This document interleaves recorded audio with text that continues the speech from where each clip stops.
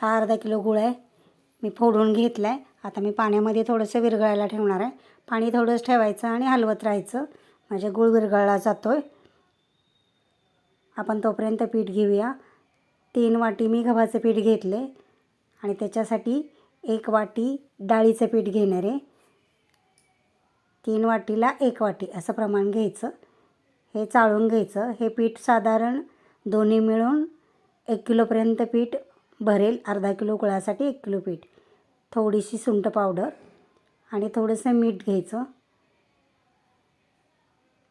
हे गुळाचं पाणी, आता गूळ चांगला विरघळला आहे, हे आपण मळून घेऊया. मी गोळे बनवले, आता आपण लाटून घेणार आहे. पाती शक्यतो जाडसरच ठेवायची. आता याला आकार देऊया कापणीचा.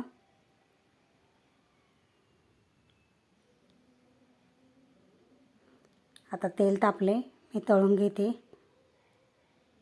आता हे तळल्यानंतर वरती येते आपोआप, मग आपण ते हलवून घ्यायचं. फुगलेत बघा, छान